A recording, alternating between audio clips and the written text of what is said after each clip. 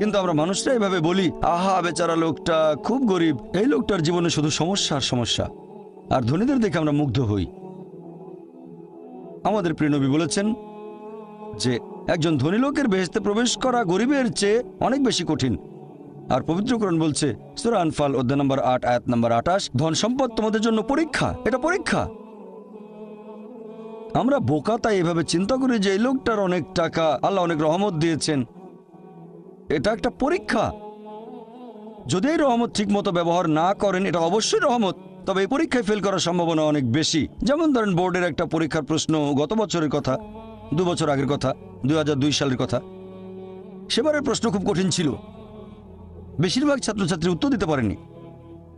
পরের বছর সেই প্রশ্নটা আসলো না, তখন এটা বলা বোকামি, ও দুঃখ, এবার তো আসলো না, আপনি তো খুশি হবেন যে এবার আসেনি। তাহলে সম্পদ একটা পরীক্ষা। তাহলে যাদের ধন সম্পদ নেই তাদের জন্য ধনীদের তুলনায় বেহেশতে যাওয়াটা অনেক সহজ। আল্লাহ এক একজনকে এক একভাবে পরীক্ষা করেন। সেজন্য আল্লাহ বলেছেন তোমাদের ধন সম্পদ যেন তোমাদেরকে আল্লাহ তাআলার স্মরণে উদাসীন না করে, এটা একটা পরীক্ষা। নিজে সন্তুষ্ট থাকা। আর আমাদের নবী মুহাম্মদ সাল্লাল্লাহু আলাইহি ওয়াসাল্লাম বলেছেন, এটা আছে সহিহ বুখারীতে খণ্ড নম্বর ৮ হাদিস নম্বর ৪৪৭।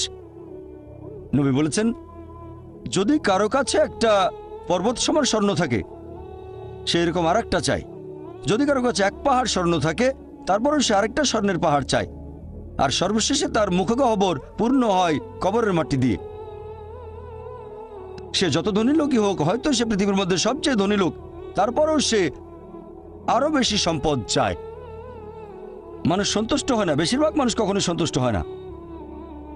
আল্লাহ পবিত্র কোরআনে বলেছেন সূরা নিসা অধ্যায় নম্বর ৪ আয়াত নম্বর ৩২ যে আল্লাহ যেটা দিয়ে অন্য মানুষকে শ্রেষ্ঠত্ব দান করেছেন সেটার উপরে তোমরা কোনো রকম লালসা করো না। এভাবে বলবেন না যে হে আল্লাহ, তুমি অমুককে অনেক সম্পদ দিয়েছো, অমুককে অনেক সুন্দর একটা গাড়ি দিয়েছো, এমন কিছু আল্লাহর কাছে চাইবেন না যেটা অন্য কাউকে আল্লাহ দিয়েছেন। এতে লোকসান হবে আপনার। আর আমাদের প্রিয় নবী মুহাম্মদ সাল্লাল্লাহু আলাইহি সাল্লাম বলেছেন, এটা আছে সহিহ বুখারীতে খণ্ড নম্বর ৪, আমাদের নবী বলেছেন যে সেই লোকদের দেখো যাদের ভাগ্য তোমার চেয়ে খারাপ, সেই সব লোককে দেখো না যারা তোমার চেয়ে বেশি ভাগ্যবান। তা না হলে তোমরা আল্লাহ তাআলাকে স্মরণ করায় অবহেলা করতে পারো, তা না হলে প্রতিপালকের প্রতি অকৃতজ্ঞ হয়ে যেতে পারো। তাহলে নবী বলেছেন তাদেরকে দেখো যাদের ভাগ্য খারাপ। তখন আপনি বলছেন, আচ্ছা এই লোকটার তো কোনো গাড়ি নেই, আমার একটা মারুতি অন্তত আছে। তাকে দেখবেন না যারা সে মার্সিডিজ, ও আমার মার্সিডিজ নেই কেন, ওই লোকের গাড়ি নেই, আমার তো একটা আছে। আপনি আল্লাহকে ধন্যবাদ জানাবেন। যখন মার্সিডিজ গাড়ির মালিকের সাথে নিজেকে তুলনা করবেন, ও আমার কেন মার্সিডিজ গাড়ি দিলেন না। তাদেরকে দেখবেন যাদের ভাগ্য খারাপ। তাহলে আপনি আল্লাহ সুবহানাহু ওয়া তাআলাকে স্মরণ করছেন। আর এটাই বৈশিষ্ট্য মানুষের। এরকম একটা গল্প যে এক লোকের মনে অনেক দুঃখ, কারণ তার কোনো জুতো নেই। তারপরে সে একটা লোককে দেখলো যার একটা পাই নেই। লোকটা অভিযোগ করতো আল্লাহর কাছে যে জুতো নেই, আল্লাহর কাছে অভিযোগ করতো আমার কোনো জুতো নেই। তারপর সেই লোকটাকে দেখলো যার একটা পা নেই, তখন সে আল্লাহকে ধন্যবাদ জানালো, আমার অন্তত দুটো পা আছে। তাহলে সন্তুষ্ট হওয়া একটা পরীক্ষা। আমাদের নবী মুহাম্মদ সাল্লাল্লাহু আলাইহি ওয়াসাল্লাম বলেছেন, এটা আছে সহিহ বুখারীতে খণ্ড নম্বর ৮ যে সত্যিকারের সম্পদ হচ্ছে সন্তুষ্ট হওয়া, ধন সম্পত্তি নয়। সত্যিকারের সম্পদ হলো সন্তুষ্ট হওয়া, পরিতুষ্ট হওয়া। আপনার যা কিছু আছে সেটার জন্য বলবেন আলহামদুলিল্লাহ, সকল প্রশংসা আল্লাহর। তাহলে হবেন সত্যিকারের মুমিন, হবেন সত্যিকারের বিশ্বাসী, হবেন সত্যিকারের মুসলিম, সন্তুষ্ট থাকবেন। অনেকে এভাবে বলে যে কোন কারণে আল্লাহ সুবহানাহু ওয়া তাআলা কিছু মানুষকে জন্ম থেকেই বানিয়েছেন স্বাস্থ্যবান, কিছু মানুষকে আল্লাহ সুস্বাস্থ্য দেন, আর কেউ জন্মায় অসুখ বিসুখ নিয়েই, হয়তো বংশগত কোনো রোগ, হার্ট ডিজিজ, কেউ বা জন্মায় বিকলাঙ্গ হয়ে। আল্লাহ কি অবিচার করছেন? আল্লাহ পবিত্র কোরআনে বলেছেন সূরা নিসা অধ্যায় নম্বর ৪ আয়াত ৪০, আল্লাহ সুবহানাহু ওয়া তাআলা কারোর সাথে অনুপরিমাণে জুলুম করেন না। এটা একটা পরীক্ষা। আল্লাহ এক একজনকে এক একভাবে পরীক্ষা করেন। এরকম হতে পারে যে শিশু এখন জন্মাচ্ছে, সে সময় মাসুম, নিষ্পাপ, তার কোনো দোষ নেই।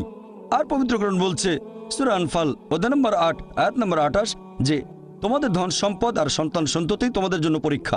আল্লাহ কথাটা আবারও বলেছেন অধ্যায় নম্বর ৬৩ আয়াত নম্বর ৯ যে তোমাদের ধন সম্পদ সন্তান সন্ততি তোমাদেরকে যেন আল্লাহ তাআলার স্মরণে উদাসীন না করে। এরকম হতে পারে যে পরীক্ষা নেওয়া হচ্ছে বাবা মার, এটা বাবা মার জন্য পরীক্ষা। এরপর আপনারা দেখবেন যখন কোনো মানুষের উপর বিপর্যয় আসে, সেটা হয় পরীক্ষা অথবা একটা শাস্তি। যে লোকগুলো আল্লাহ তাআলার পথ থেকে দূরে সরে গেছে তাদের জন্য এটা শাস্তি, আর যারা আল্লাহর পথে আছে তাদের জন্য পরীক্ষা। হতে পারে যে বাবা মা খুব ভালো মুসলিম, 5 ওয়াক্ত নামাজ পড়েন, হয়তো জাকাত দিয়েছেন, হজ পালন করেন, রমজান মাসে রোজা রাখেন, আল্লাহ তাদের একটা সন্তান দিলেন জন্ম থেকে যার হার্টের সমস্যা। সত্যিকারের মুসলিম, সত্যিকারের মুমিন বলবে আলহামদুলিল্লাহ, আল্লাহ তাআলা তোমাকে অনেক ধন্যবাদ, আল্লাহ তাদের পরীক্ষা করছেন। আরেকটা লোক যে কৃতজ্ঞ নয় আর এই পরীক্ষায় হয়তো পাশও করবে না, সে বলবে কেন, সে লাফালাফি শুরু করবে, আল্লাহর কাছে অভিযোগ করবে যে কেন আল্লাহ তাআলা আমাকে এমন বিকলাঙ্গ সন্তান দিলেন জন্ম থেকে যার হার্টের সমস্যা। আর পরীক্ষা যত কঠিন পুরস্কার তত বেশি, পরীক্ষা যত কঠিন পুরস্কারের পরিমাণ তত বেশি। যেমন ধরেন আপনি পরীক্ষা দিচ্ছেন বিএ ডিগ্রি এক্সামিনেশন, যদি পাশ করেন তাহলে আপনি graduate, BA graduate in arts. তবে যদি এমবিবিএস পরীক্ষায় পাশ করেন তাহলে গ্র্যাজুয়েট হবেন, নামের আগে ডক্টর বসাবেন, ডক্টর। কিন্তু এমবিবিএস পরীক্ষায় পাশ করা এটা বিএ পরীক্ষায় পাশ করার চেয়ে অনেক বেশি কঠিন। তাহলে পরীক্ষা যত কঠিন পুরস্কারও তত বেশি। হতে পারে আল্লাহ এই বাবা মাকে সাধারণ বেহেশতে পাঠাতে চান না, পাঠাবেন জান্নাতুল ফেরদৌসে। তারা ধার্মিক, তারপরও আল্লাহ তাদের বেশি পুরস্কার দিতে চাচ্ছেন।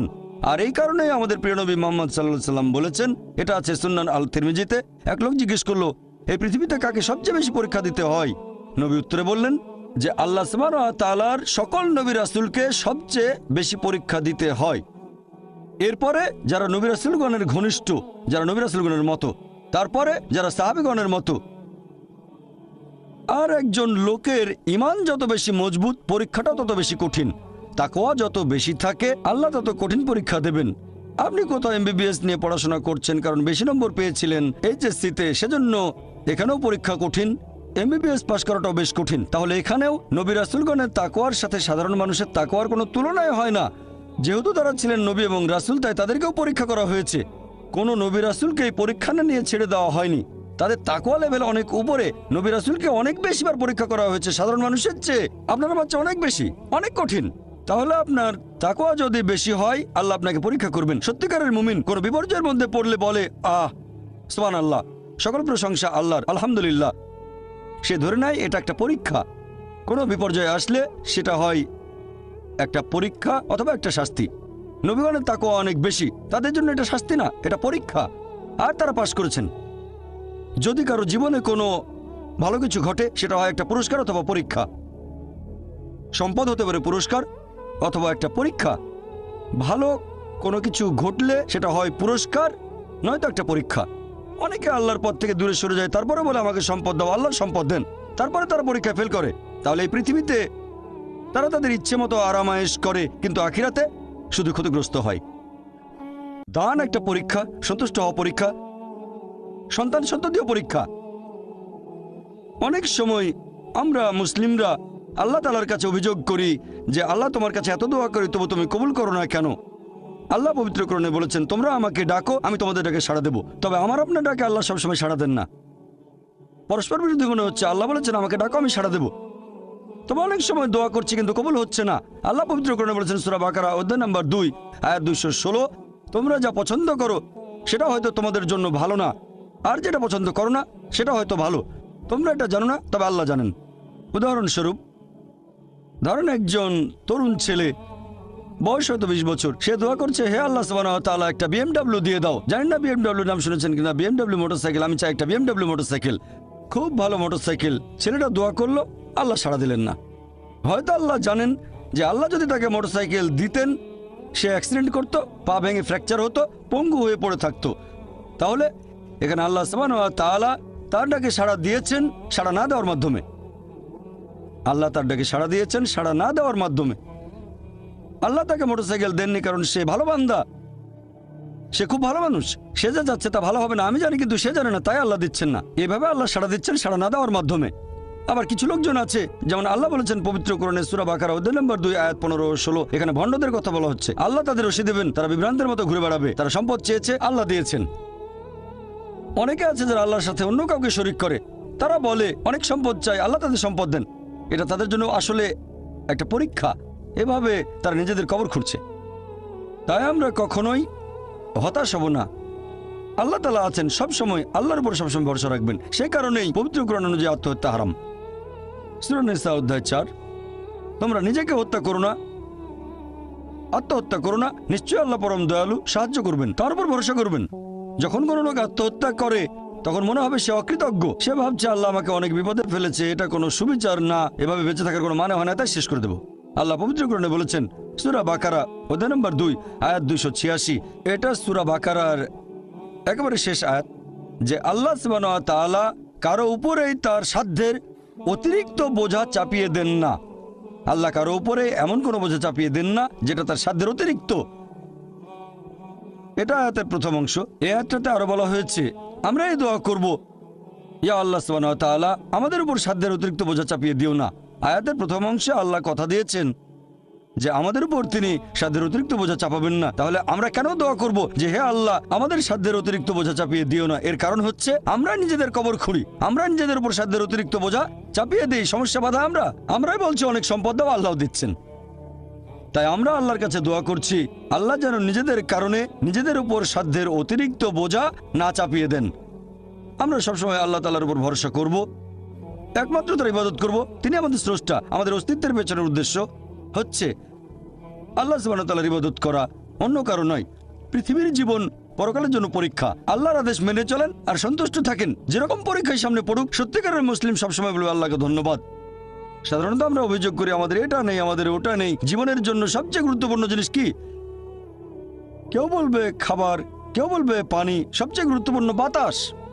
কয়েক মিনিটের জন্য নিঃশ্বাস বন্ধ করেন, মারা যাবেন। আমাদের মধ্যে কেউ কি আল্লাহ সুবহানাহু ওয়া তাআলাকে জন্য ধন্যবাদ জানিয়েছেন যে বাতাস দিয়েছো সেজন্য অনেক ধন্যবাদ? আমাদের মধ্যে কতজন এটা করেছে? আমরা কি এটা বুঝতে পারছি? ফ্রি বাতাস তো ফ্রি পাচ্ছি আর কি।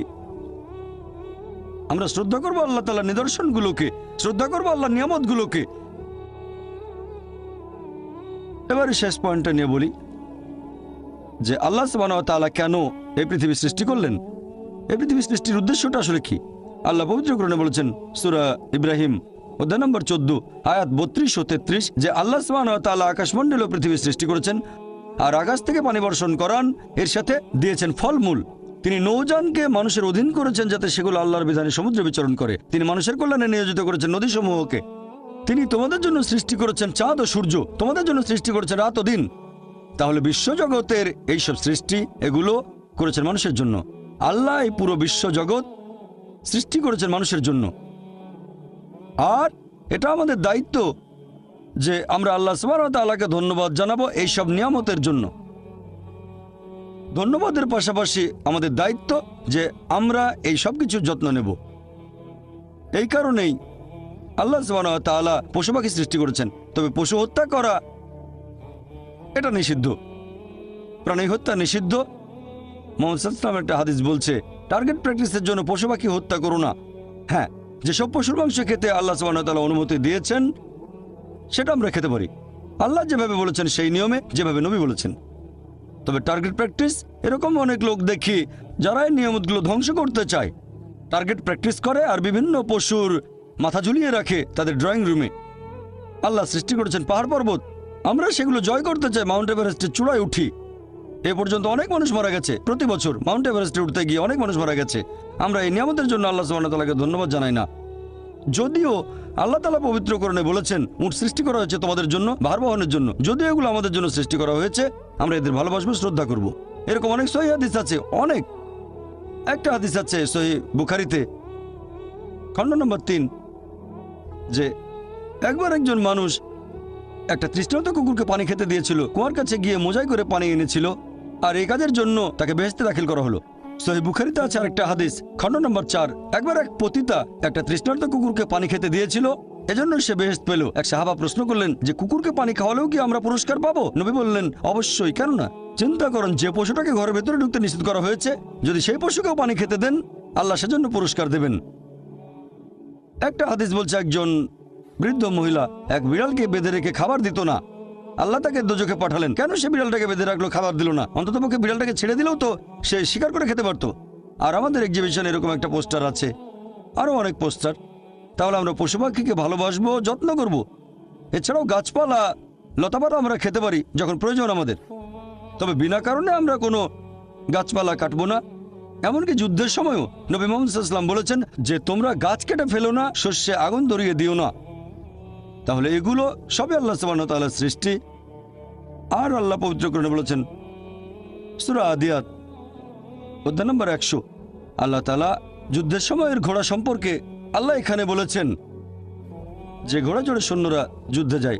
আল্লাহ এখানে শপথ করছেন আর বলছেন সূরা আদিয়াত আয়াত 1, 2, 3, 4 আল্লাহ বলেছেন এই ঘোড়াগুলোর খুরের আঘাতে আগুনের ফুলকি ছোটে, সে সময় ধুলোর মেঘ আকাশে ওড়ে, তারা শত্রু দলের ভেতরে ঢুকে পড়ে। বলা হচ্ছে আল্লাহ এখানে শপথ করছেন এই ঘোড়াগুলোকে নিয়ে, যুদ্ধের ময়দানের ঘোড়া, তাদের মধ্যে কোনো রকম ভয় নেই, কারণ তারা তাদের প্রভুর নির্দেশ মানে। যে মানুষটা ঘোড়ার পিঠে থাকে সেই মানুষটার জন্য তারা শত্রু দলের ভেতরে ঢুকে পড়ে। শত্রুর হাতে তরবারি বা অন্যান্য যত অস্ত্রই থাকুক না কেন, সেই ঘোড়া তারপরে সামনে এগিয়ে যায়, কারণ সে প্রভুর নির্দেশ মেনে চলে। আল্লাহ এখানে শপথ করছেন এই ঘোড়াগুলোকে নিয়ে। তারপর আল্লাহ তাআলা বলছেন তবে মানুষ অবশ্যই অকৃতজ্ঞ। তার মানে যুদ্ধের ঘোড়া প্রভুর আদেশ মানতে গিয়ে মরার জন্য প্রস্তুত। এই কারণে ঘোড়াটা মারা যেতে পারে, তারপরও প্রভু আদেশ দিয়েছে বলে এগিয়ে যাচ্ছে। সামনে হয়তো অস্ত্র হাতে শত্রু দাঁড়িয়ে আছে, সামনে গেলে সে মারা যেতে পারে, তারপরও এটা প্রভুর আদেশ। তবে মানুষ জাতি অকৃতজ্ঞ, মোটেও কৃতজ্ঞ নয়।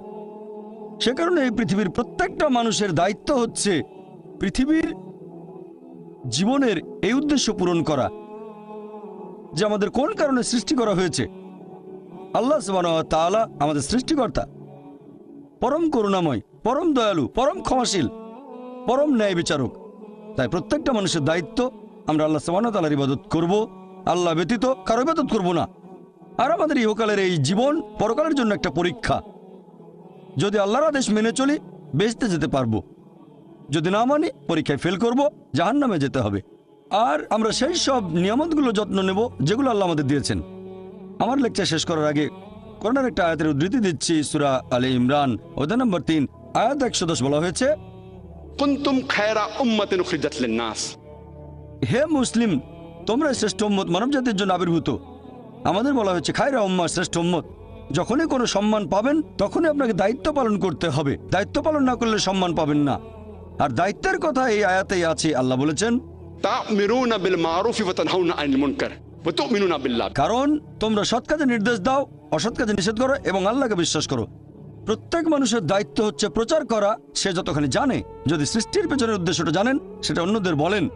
আমাদের সৃষ্টি করা হয়েছে আল্লাহ সুবহানাহু ওয়া তাআলার ইবাদত করার জন্য, অন্য কারো না। ইহকালের জীবন পরকালের জন্য পরীক্ষা। মানুষকে আহ্বান করেন সত্যের পথে, সত্যের পথে চলে আসতে বলেন। তা'মিরুনা বিল মারুফি ওয়া তানহাউনা আনিল মুনকার, অর্থাৎ মানুষকে বলবেন ভালো কাজ করতে আর খারাপ কাজ করতে বাধা দেবেন। এটা প্রত্যেক মুসলিমের দায়িত্ব, দাওয়া দেয়া বাধ্যতামূলক। যদি আমরা সৎ কাজের নির্দেশ না দেই আর যদি মানুষকে অসৎ কাজে বাধা না দেই তাহলে নিজেদের মুসলিম বলার যোগ্য নই। বলতে পারবো না আমরা খায়রা উম্মাহ, শ্রেষ্ঠ উম্মত। কোরআনের একটা আয়াত বলে আমার লেকচার শেষ করছি। সূরা নাহল অধ্যায় 16 আয়াত 125 বলা হয়েছে, উদু ইলা সাবিলি রাব্বিকা বিল হিকমা ওয়াল মুআযিজাতিল হাসানা ওয়াজাদিল বিল্লাতি আহসান, মানুষকে তোমার প্রতিপালকের কথা আহ্বান করো হিকমত ও সদুপদেশ দ্বারা এবং তাদের সাথে তর্ক করো, তাদের যুক্তি দেখাও উত্তম ও গ্রহণযোগ্য পন্থায়। ওয়া আখিরি দাওয়ানা আলহামদুলিল্লাহি রাব্বিল আলামিন। এখন আমরা শুরু করব প্রশ্নোত্তর পর্ব।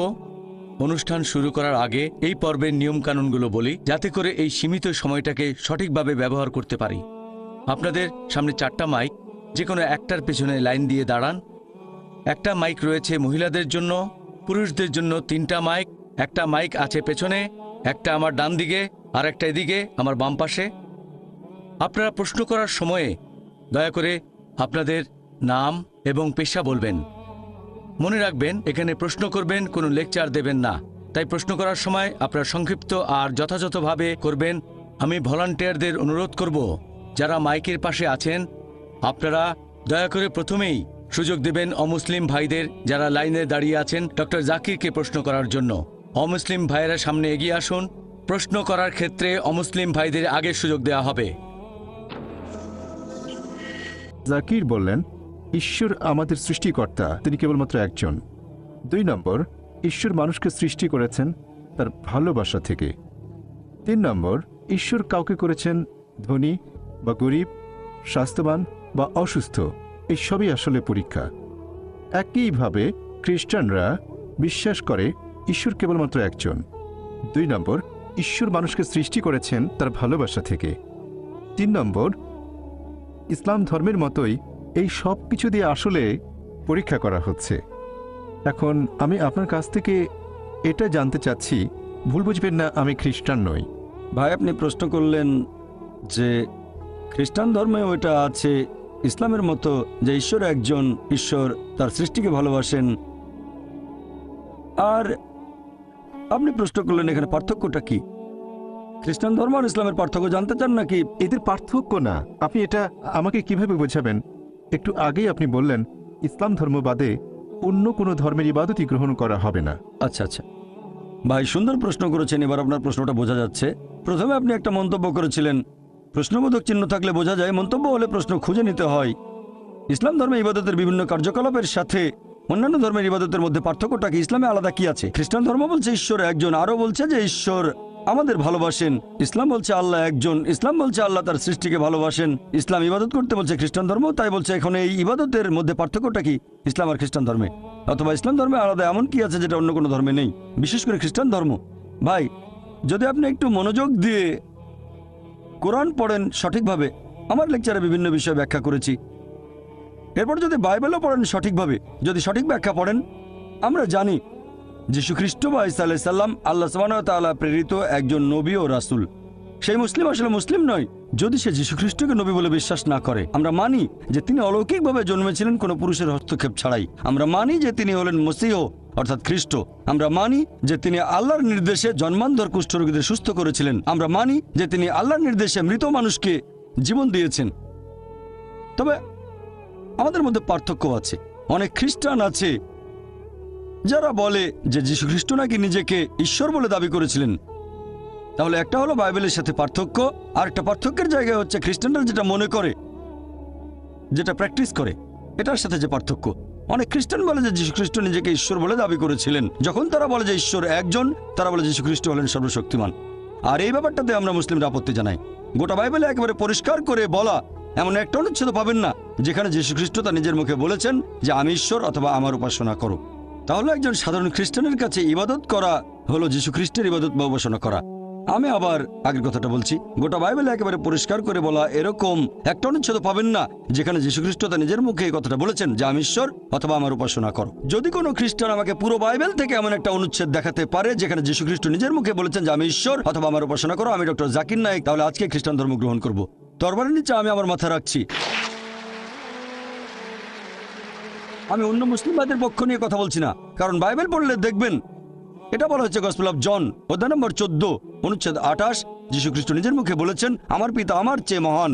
গসপেল অফ জন অধ্যায় নম্বর 10 অনুচ্ছেদ 29, আমার পিতা সবার চেয়ে মহান। গসপেল অফ ম্যাথিউ অধ্যায় নম্বর 12 অনুচ্ছেদ 28, আমি ঈশ্বরের আত্মার সাহায্যে শয়তানকে তাড়িয়ে দিই। গসপেল অফ লুক অধ্যায় 11 অনুচ্ছেদ 20, আমি ঈশ্বরের আঙুলের সাহায্যে শয়তানকে তাড়িয়ে দিই। গসপেল অফ জন অধ্যায় 5 অনুচ্ছেদ 30, আমি নিজের থেকে কিছুই করতে পারি না, আমি যেমন শুনি তেমন বিচার করি, আর আমার বিচার ন্যায্য, কারণ আমি আমার ইচ্ছা পূরণ করি না, আমার পিতার ইচ্ছা পূরণ করি। যদি কেউ বলে আমি নিজের ইচ্ছা পূরণ করি না, আল্লাহর ইচ্ছা পূরণ করি, সে মুসলিম।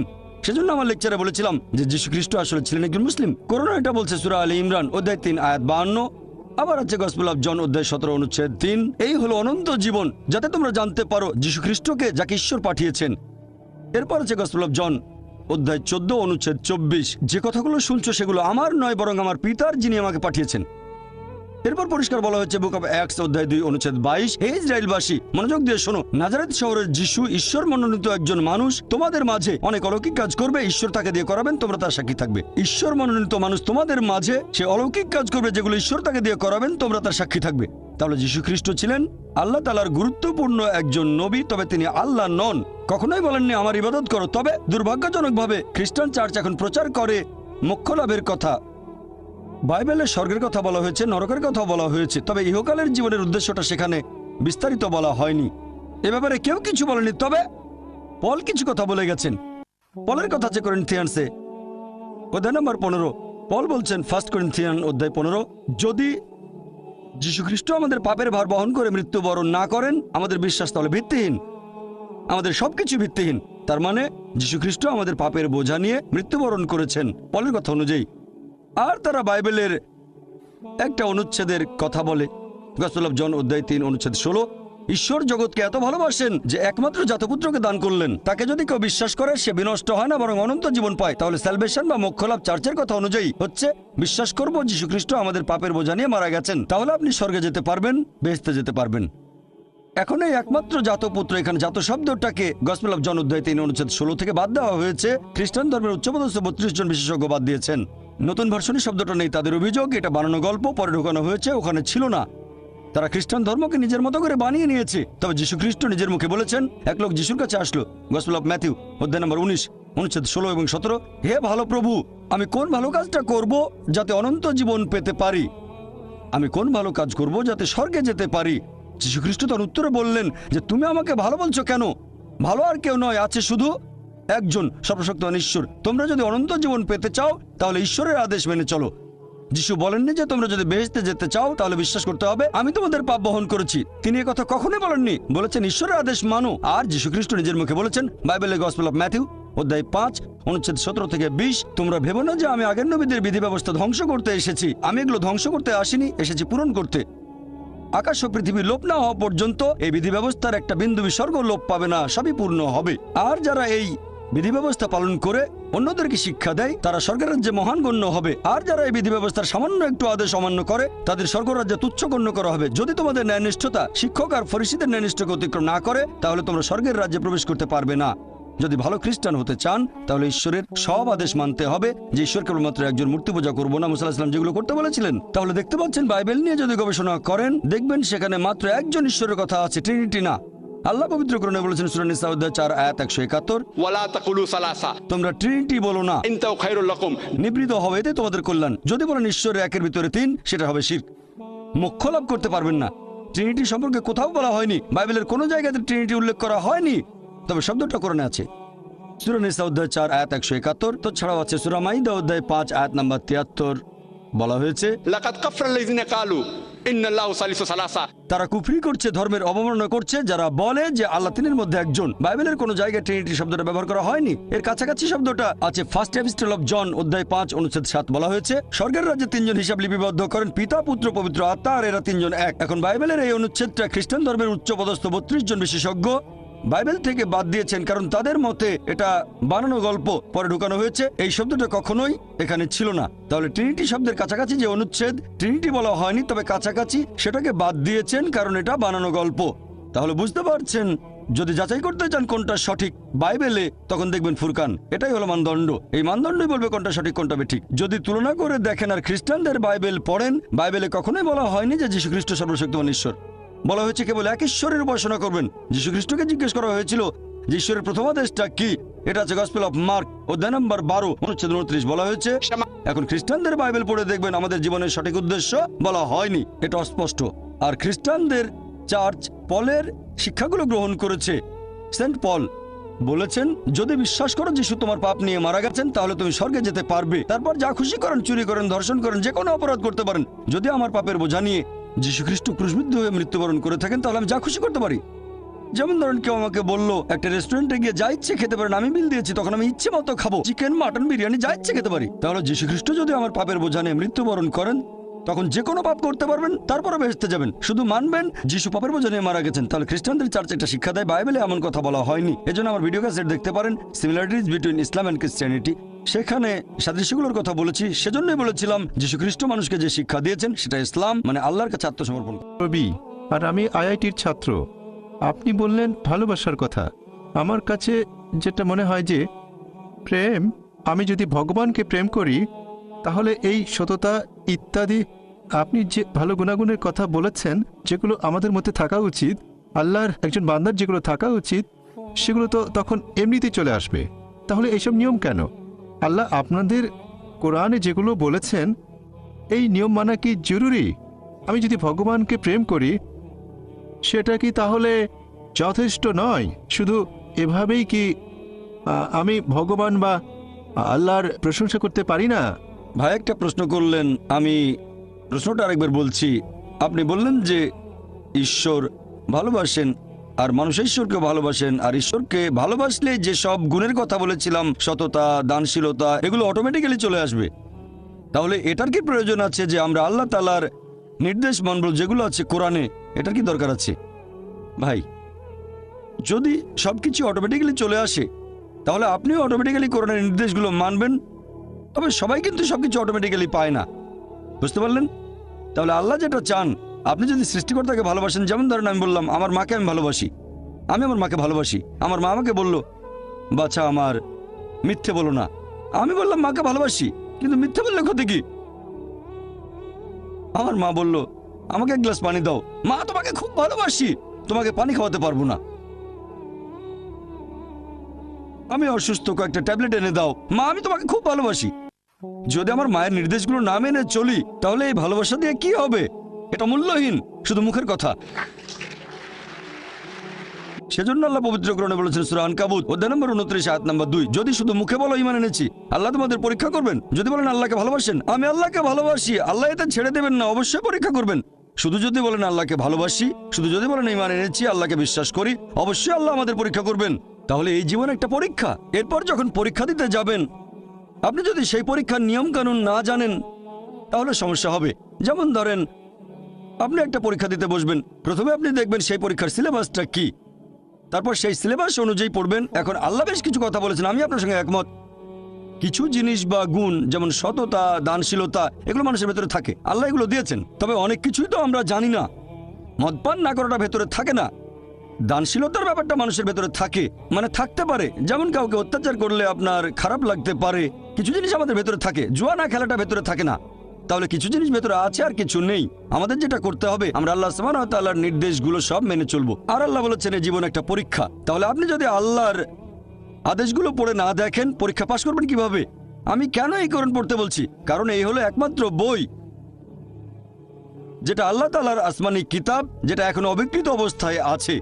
স্যার উইলিয়াম মেয়র কথা অনুযায়ী, যিনি ইসলামের একজন কড়া সমালোচক, তিনিও লিখতে বাধ্য হয়েছেন মানে তার সামনে অপশন ছিল না। পৃথিবীতে আর কোনো ধর্মগ্রন্থ নেই পবিত্র কোরআনের মতো যেটা 1200 বছর ধরে অবিকৃত অবস্থায় আছে। তিনি এটা বলেছেন 200 বছর আগে। ইসলামের সমালোচক হয়েও তার কোনো অপশন ছিল না, মিথ্যে বলতে পারেননি, তাই এটা লিখেছেন। আপনারা যদি আল্লাহ সুবহানাহু ওয়া তাআলার সবগুলো আসমানি কিতাব একটু ভালো করে দেখেন, আল্লাহ অনেক ওহী পাঠিয়েছেন। আমরা এরকম 4টার নাম জানি, তাওরাত, জাবুর, ইনজিল আর কোরআন। তাওরাত হলো সেই আসমানি কিতাব যেটা নাজিল হয়েছিল মুসা আলাইহিস সালামের উপর। জাবুর হলো সেই আসমানি কিতাব যেটা নাজিল হয়েছিল দাউদ আলাইহিস সালামের উপর। ইনজিল হলো সেই আসমানি কিতাব যেটা নাজিল হয়েছিল যিশু আলাইহিস সালামের উপর। আর কোরআন হলো সেই আসমানি কিতাব যেটা নাজিল হয়েছিল সর্বশেষ চূড়ান্ত নবী মুহাম্মদ সাল্লাল্লাহু আলাইহি সাল্লামের উপর। আর আল্লাহ পবিত্র কোরআনে বলেছেন সূরা রদ অধ্যায় 13 আয়াত নম্বর 38, আমি প্রত্যেক যুগে ওহী প্রেরণ করেছি। অনেক আসমানি কিতাব নাজিল হয়েছে, সময়ের সাথে সাথে সেগুলো বিকৃত হয়ে গেছে। একমাত্র যে আসমানি কিতাব এখন অবিকৃত অবস্থায় আছে সেটা পবিত্র কোরআন। সেজন্য আমি বলেছি, যদি আল্লাহর সত্যিকারের আদেশগুলো মেনে চলতে চান তাহলে কোরআন পড়েন। আর আপনি যদি হিন্দু হন, জিজ্ঞেস করতে পারেন এটা কিভাবে প্রমাণ করবেন। সেজন্য আমার লেকচার শুনবেন, অনুষ্ঠিত হবে 18 জানুয়ারি রবিবার, সিমিলারিটিজ বিটুইন হিন্দুইজম অ্যান্ড ইসলাম। মাইকে আমার নাম প্রসন্ন, এমবিবিএস এর ছাত্র। স্যার, আপনি বললেন যে প্রয়োজন ছাড়া পশু হত্যা করা ঠিক না, টার্গেট প্র্যাকটিস বা শিকারের জন্য। বর্তমানে পৃথিবীতে একজন মানুষ ভেজিটেরিয়ান হয়েও সুস্থভাবে আর সুন্দরভাবে থাকতে পারে। তাহলে শুধুমাত্র খেতে সুস্বাদু বলে এই পশুদের হত্যা করা আপনার মতে সঠিক না ভুল? ভাই প্রসন্ন খুব সুন্দর প্রশ্ন করেছেন, আর টপিকের সাথে খুবই প্রাসঙ্গিক। আমি আমার লেকচারে বলেছি পশু পাখি হত্যা করা উচিত না, তারা আল্লাহর সৃষ্টি, যদি না খাওয়ার প্রয়োজন হয়। টার্গেট প্র্যাকটিস করবেন না। তাহলে মুসলিমরা কেন পশু হত্যা করে? ভেজ খেয়ে সুস্থ থাকতে পারে আপনার মতে, এমবিবিএস এর একজন ছাত্র। তাহলে শুধু ভালো স্বাদের জন্য কেন প্রাণী হত্যা? ভাই 1 নম্বর পয়েন্ট, একজন মুসলিম পুরো ভেজিটেরিয়ান হয়েও খুব ভালো মুসলিম হতে পারে। কোরআনের কোনো আয়াত বা কোনো হাদিস বলছে না যে এটা বাধ্যতামূলক, এটা ফরজ ননভেজ খাওয়া, পশুর মাংস। ভেজিটেরিয়ান হয়েও আপনি খুব ভালো মুসলিম হতে পারেন। তবে আল্লাহ সুবহানাহু ওয়া তাআলা পবিত্র কোরআনে বলেছেন সূরা মাইদা অধ্যায় নম্বর 5 আয়াত নম্বর 1, তোমাদের জন্য খাদ্য সব চতুষ্পদ প্রাণী যেগুলো তোমাদের জন্য হালাল, সেই সব চতুষ্পদ তোমাদের জন্য হালাল, উল্লেখিত পশুগুলো বাদে। আল্লাহ বলেছেন সূরা নাহাল অধ্যায় নম্বর 16 আয়াত নম্বর 5 যে আল্লাহ তোমাদের জন্য চতুষ্পদ জন্তু সৃষ্টি করেছেন যাতে তোমরা তাদের মাংস খেতে পারো। পবিত্র কোরআনে সূরা মুমিনুন অধ্যায় 23 আয়াত 21 যে নিশ্চয়ই গবাদি পশু তোমাদের জন্য একটি নিদর্শন, কারণ তাদের শরীরের ভেতর থেকে তোমাদের জন্য দুধ উৎপাদন করি, এতে তোমাদের জন্য উপকারিতা আছে, আর এদের মাংস তোমরা খেতে পারো। সৃষ্টিকর্তা আল্লাহ সুবহানাহু ওয়া তাআলা আমাদের অনুমতি দিয়েছেন এই মাংস আমরা খেতে পারবো, তাহলে আমরা কেন খাবো না? এবার আপনার যুক্তিটাতে আসি যে এই গবাদি পশুর মাংস, আপনি তো এমবিবিএস এর ছাত্র, আমিও মেডিকেল ডাক্তার, এমবিবিএস পাস করেছি। এমবিবিএস এর ছাত্র হিসেবে এটা হয়তো পড়েছেন, আমি জানি না, ফার্স্ট ইয়ারে পড়ে থাকতে পারেন আপনি, যে কিছু অ্যামিনো অ্যাসিড আমাদের শরীরে সংশ্লেষিত হয় না, এগুলোকে বলা হয় এসেনশিয়াল অ্যামিনো অ্যাসিড। এরকম 8টা অ্যামিনো অ্যাসিড। এখন এই 8টা অ্যামিনো অ্যাসিড খাবারের মাধ্যমে সরবরাহ করা হয়। খাবারের মাধ্যমে সরবরাহ করা না হলে শরীরে ক্ষতি হতে পারে। পৃথিবীর কোনো ভেজিটেবলে আপনি এই 8টা অ্যামিনো অ্যাসিডের সবগুলো পাবেন না, এরকম নেই। একমাত্র যে খাবার এই 8টা অ্যামিনো অ্যাসিডের সবগুলো সরবরাহ করে থাকে, সেটা হচ্ছে মাংস, মাছ, মাংস জাতীয় খাবার। মাংস জাতীয় খাবারে থাকে প্রচুর প্রোটিন, অনেক ভিটামিন, প্রচুর আয়রন থাকে। এটা স্বাস্থ্যকর। তবে আমি জানি যে আপনি ননভেজ খাবার না খেয়েও স্বাস্থ্যবান থাকতে পারবেন, অবশ্যই এটা সম্ভব। আপনি সুষম খাদ্য খেলেন, নিয়মিত চেক আপ করালেন ইত্যাদি, সম্ভব বলছি না স্বাস্থ্যবান হতে পারবেন না। তবে খাবারটা যখন স্বাস্থ্যকর তখন খাবেন না কেন? অনেকে এখানে কারণ দেখায় যে আমরা পশুদের কষ্ট দিচ্ছি, এ ব্যাপারে পরে বলছি।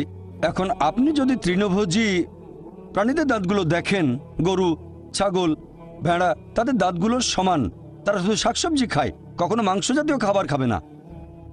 আবার যদি মাংসাশী প্রাণীদের দাঁতগুলো একটু খেয়াল করেন, বাঘ, চিতাবাঘ, সিংহ, এদের দাঁতগুলো সুচালো, দাঁতগুলো তীক্ষ্ণ, শুধু মাংস খায়, কখনো ঘাস খাবে না। এখন যদি মানুষের দাঁতগুলো দেখেন, আয়নার সামনে দাঁড়ালে দেখতে পাবেন, আমিও দাঁড়ালে দেখতে পাবো যে আল্লাহ তাআলা আমাদের সমান দাঁত এবং সুচালো দাঁত দুটোই দিয়েছেন। যদি আল্লাহ তাআলা, যদি সৃষ্টিকর্তা চাইতেন আমরা শুধু ভেজ খাবার খাবো, তাহলে এই সুচালো দাঁত দিলেন কেন? এখন আপনি মেডিকেল ছাত্র, সুচালো দাঁত মাংস খাওয়ার জন্য? এটাই প্রমাণ হয় আল্লাহ এটা দিয়েছেন নন ভেজ খাবার খাওয়ার জন্য। এছাড়াও তৃণভোজী প্রাণীদের যে পরিপাকতন্ত্র, যেমন গরু, ছাগল, ভেড়া মাংস হজম করতে পারে না, শুধু শাকসবজি হজম করতে পারে। এরপর মাংসাশী প্রাণীদের পরিপাকতন্ত্র, বাঘ, চিতাবাঘ, সিংহ শুধু মাংস হজম করতে পারে, শাকসবজি হজম করতে পারে না। তবে আমাদের মানুষদের যে পরিপাকতন্ত্র, আপনি মেডিকেল ছাত্র তাই জানেন, আমরা ভেজ নন ভেজ দুটোই হজম করতে পারি, ভেজিটেবল মাংস দুটোই হজম করতে পারি, মাংস হজম হয়। যদি আল্লাহ চাইতেন আমরা শুধু ভেজ খাবারই খাবো, তাহলে দুটোই হজম করতে পারা পরিপাকতন্ত্র কেন আমাদের দিলেন? দিয়েছেন এগুলো খাওয়ার জন্য। এবার আপনার প্রশ্নটা, অনেকের মধ্যে ভুল ধারণা আছে, হিন্দুদের অনেকেই ভাবে যে হিন্দু ধর্মগ্রন্থ ননভেজ খাবার খাওয়ার অনুমতি দেয় না। কোরআনের উদ্ধৃতি দিয়েছি, যদি আপনি হিন্দু ধর্মগ্রন্থ পড়েন, যদি পড়েন মনুস্মৃতি অধ্যায় নম্বর 5, মনুস্মৃতি অধ্যায় 5 অনুচ্ছেদ 30 এবং 31, বলা হয়েছে যে তুমি যদি কোনো পশুর মাংস খাও যেটার মাংস খাওয়ার জন্য, তাহলে কোনো পাপ করছো না, কারণ সর্বশক্তিমান ঈশ্বর কিছু পশুকে করেছেন খাদক এবং কিছুকে খাদ্য। মনুস্মৃতি অধ্যায় 5 অনুচ্ছেদ 31, যে তুমি যদি কোনো পশুকে বলি দাও, পশু উৎসর্গ করো, তুমি কোনো পাপ করছো না। মনুস্মৃতি অধ্যায় 5 অনুচ্ছেদ 39-40 বলা হয়েছে যে সর্বশক্তিমান ঈশ্বর কিছু পশুকে বানিয়েছেন উৎসর্গ করার জন্য, তাই উৎসর্গ করা পশুকে বলি দিলে হত্যা করা হবে না। মনুস্মৃতি অধ্যায় 5 অনুচ্ছেদ 41-42 বলছে যে একজন ব্রাহ্মণ যার জ্ঞান আছে আর যে সজ্ঞানে কোনো পশুকে উৎসর্গ করে, তাহলে সেই পশু স্বর্গে যাবে আর সেই ব্রাহ্মণও স্বর্গে যাবে। এরপর আছে ঋগ্বেদে গ্রন্থ নম্বর 10 অনুচ্ছেদ 27 পরিচ্ছেদ 2, এক লোক বলছে আমি যুদ্ধ করতে যাচ্ছি, আমি ফিরে আসলে বড় একটা ষাঁড় প্রস্তুত রেখো। এরপর ঋগ্বেদ গ্রন্থ নম্বর 10 অনুচ্ছেদ 28 পরিচ্ছেদ 4 বলা হয়েছে যে ইন্দ্র তিনি বলছেন আমার খাওয়ার জন্য ষাঁড় প্রস্তুত রেখো, ষাঁড়ের মাংস খাবে। এরপর যদি পড়েন মহাভারত অনুশাসন পর্ব অধ্যায় নম্বর 88, সেখানে পড়লে দেখবেন কথাটা মনুস্মৃতিতেও আছে অধ্যায় নম্বর 3 অনুচ্ছেদ 266 থেকে 277। যুধিষ্ঠির জিজ্ঞেস করলো ভীষ্মকে আমরা কি উৎসর্গ করব আজকের যজ্ঞে, মানে পূজায় উৎসর্গ হিসেবে, যাতে আমাদের পূর্বপুরুষেরা সন্তুষ্ট থাকবেন। তখন ভীষ্ম উত্তরে বললেন যে তুমি যদি শাকসবজি দাও, ভেজিটেবল, আমাদের পূর্বপুরুষরা সন্তুষ্ট থাকবেন 1 মাস, যদি মাছ দাও সন্তুষ্ট থাকবেন 2 মাস, যদি মাংস দাও সন্তুষ্ট থাকবেন 3 মাস, যদি খরগোশ দাও তাহলে সন্তুষ্ট থাকবেন 4 মাস, যদি ছাগলের মাংস দাও সন্তুষ্ট থাকবেন 5 মাস, শূকরের মাংস দিলে 6 মাস, হরিণের মাংস দিলে 7 মাস, আর পাখির মাংস দিলে 8 মাস। এভাবে আরো অনেক বলা হয়েছে। এটা হিন্দুদের ধর্মগ্রন্থ। এছাড়া আরো বলা হয়েছে মহিষের মাংস দিলে সন্তুষ্ট থাকবেন 11 মাস, যদি গরুর মাংস দাও তাহলে 12 মাস, আর গন্ডারের মাংস দিলে সারা জীবনের জন্য। তাহলে হিন্দুদের ধর্মগ্রন্থ এটা বলছে। হিন্দুদের বিভিন্ন ধর্মগ্রন্থ আমাদের অনুমতি দিয়েছে যে আমরা ননভেজ খেতে পারবো, এমনকি গরুর মাংস। এটা আমার কথা না, সবগুলো রেফারেন্স বলেছি আমি, চেক করে দেখতে পারেন, এটা পুরোপুরি সঠিক। এবারে লজিক্যাল কারণটা একটু দেখি যে আমাদেরকে কেন পশু পাখির বিভিন্ন ক্ষতি করতে হবে। আমরা তো ননভেজ খাবার খেয়েই বেঁচে থাকতে পারি। মানুষ একটা লজিক দেখায় যে পশু হত্যা করা খুব বড় অপরাধ, আর একটা গাছ হত্যা করা কম অপরাধ, কারণ গাছের জীবন নেই, এটাই তাদের লজিক। আগেকার হিন্দু মুনি ঋষিরা ননভেজ খেতেন, গরুর মাংস তারা খেতেন, তবে তাদের প্রভাবিত করেছে জৈনরা। তাদের অহিংসা নীতি এরকম বলে যে গাছের কোনো জীবন নেই, তাই গাছপালা খাওয়া পশু হত্যা করার চেয়ে অনেক কম অপরাধ। তবে এখন আমি জানি যে গাছপালার জীবন আছে, এখন তাদের লজিক বদলে গেছে। বলে আচ্ছা ভাই জাকির, মানলাম গাছের জীবন আছে, তবে গাছ ব্যথা অনুভব করতে পারে না, তাই গাছ হত্যা পশু হত্যা করার চেয়ে কম অপরাধ। এখন বিজ্ঞান আরও উন্নত হয়েছে আর আমরাও জানতে পেরেছি যে গাছপালাও ব্যথা অনুভব করে। গাছপালার নার্ভাস সিস্টেম আছে, ব্যথা অনুভব করে, গাছ কাঁদতেও পারে, অনেক সময় খুশি হয়, আবার কখনো দুঃখ পাই। তবে গাছপালার কান্না আমরা মানুষরা শুনতে পাই না, কারণ মানুষ যে তরঙ্গের শব্দ শুনতে পারে সেটা 20 সাইকেল পার সেকেন্ড থেকে 20,000 সাইকেল পার সেকেন্ড পর্যন্ত। এর নিচে বা উপরে মানুষ শুনতে পায় না। আপনারা হয়তো সাইলেন্ট ডগ হুইসেল দেখেছেন, কুকুর 40,000 পার সেকেন্ড পর্যন্ত শুনতে পারে। তাহলে এই হুইসেলের শব্দটা মানুষের শ্রবণযোগ্য তরঙ্গের উপরে, মানে 20,000 সাইকেল পার সেকেন্ডের উপরে, তবে 40,000 সাইকেল পার সেকেন্ডের নিচে। মালিক হুইসেল বাজালে মানুষ শুনতে পাবে না, কিন্তু কুকুর শুনে চলে আসবে। এখন গাছপালাও কাঁদে, কিন্তু আমরা শুনতে পাই না। কান্না শুনতে পাই না, তার মানে এই না যে তাদের অত্যাচার করব, যদি এটাকে অত্যাচার বলেন। একবার এক লোক বলেছিল যে ভাই জাকির, আমি মানছি গাছপালার জীবন আছে, গাছপালা ব্যথা অনুভব করে, তবে গাছপালার ইন্দ্রিয় মাত্র 2-3টা, পশু পাখির 5টা ইন্দ্রিয়। এজন্য গাছ হত্যা করাটা ছোট অপরাধ পশু হত্যার চেয়ে।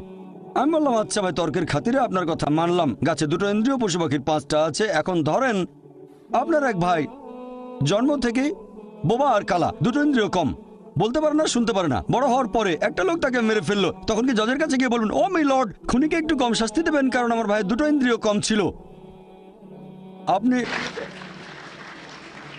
আপনি তো বলবেন ওকে আরো বেশি শাস্তি দেন, আমার ভাই মাসুম, একেবারে নিষ্পাপ, আমার ভাইকে মারলো কিভাবে? ইসলামিক লজিক এভাবে বলে না যে 2টো ইন্দ্রিয় কম বা বেশি। আল্লাহ পবিত্র কোরআনে বলেছেন সূরা বাকারা অধ্যায় 2 আয়াত 168, তোমাদের যে ভালো খাদ্যবস্তু দিয়েছি তা থেকে তোমরা আহার করো, ভালোটা খাবেন, খারাপটা খাবেন না। খেয়াল করলে দেখবেন যে গবাদি পশু যদি হত্যা না করেন, গবাদি পশুর জীবনচক্র বেশ ছোট, দ্রুত বংশ বিস্তার করে এরা। খাবারের জন্য গবাদি পশু হত্যা না করলে একসময় মাত্রাতিরিক্ত গবাদি পশু সমস্যা হয়ে দাঁড়াবে। গরু, ছাগল, ভেড়া খুব দ্রুত বংশ বিস্তার করে এরা। আর একজন ভারতীয় যদি ননভেজ খাবার খেতে না চায় তাতে আমার কোনো সমস্যা নেই। আপনি ননভেজ না খেতে চাইলে আমার তাতে কোনো সমস্যা নেই, ব্যক্তিগতভাবে আমি খুশি, কারণ সব ভারতীয় আর হিন্দুরা ননভেজ খাওয়া শুরু করলে তো মাংসের দাম অনেক বেড়ে যাবে।